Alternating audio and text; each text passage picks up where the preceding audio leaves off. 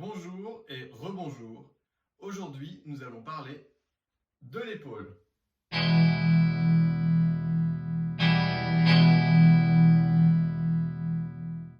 L'épaule ou l'articulation gléno-humérale. Pour comprendre les problèmes d'épaule, il faut d'abord comprendre ce que c'est qu'une entorse. Une articulation, c'est deux os qui s'articulent l'un avec l'autre et autour de petites cordelettes que l'on appelle les ligaments qui vont maintenir ces deux os attachés l'un à l'autre. Au niveau de l'épaule, c'est un peu particulier cependant, parce que les ligaments ne vont pas vraiment tenir l'articulation.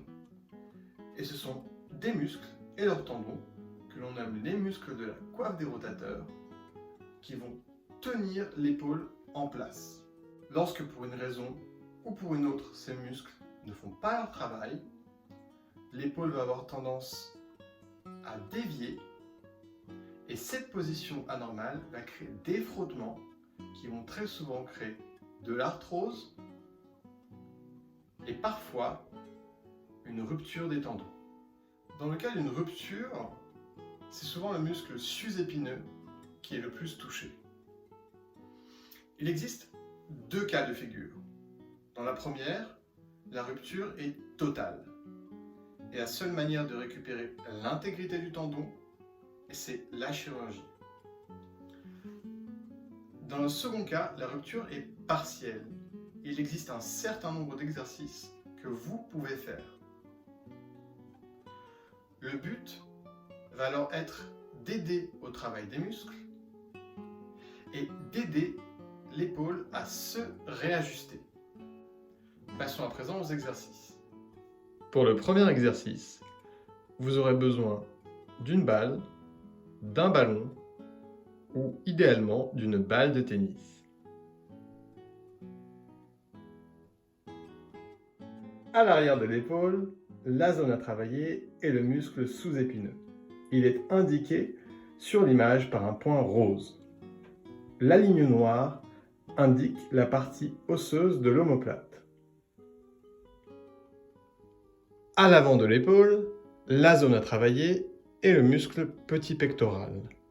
Il se trouve indiqué sur l'image par un point rose et se trouve en avant et en dedans de l'épaule, en dessous de la clavicule.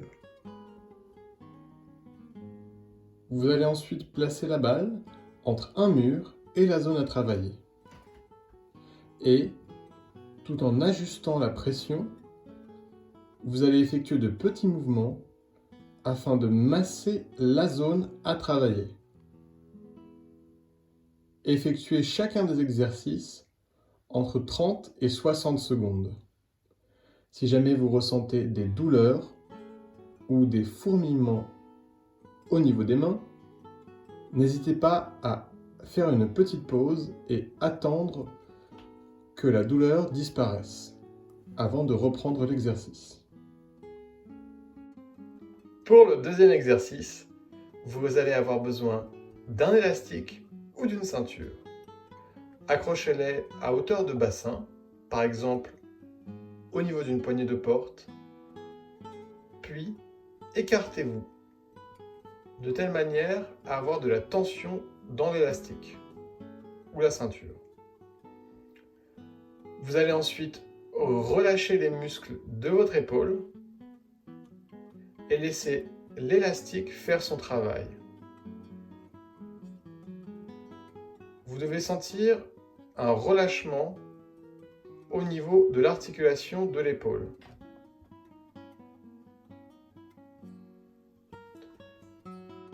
Vous pouvez également vous écarter encore plus et relâcher les muscles de l'épaule afin d'avoir une action plus poussée. Pour le troisième exercice, vous allez poser vos mains sur vos épaules. Puis, en commençant par de petits mouvements, vous allez faire des cercles avec vos bras. Lorsque votre mobilité vous le permettra, vous pourrez faire des cercles plus grands. mais en allant toujours doucement. Faites 5 cercles vers l'avant, puis 5 cercles vers l'arrière.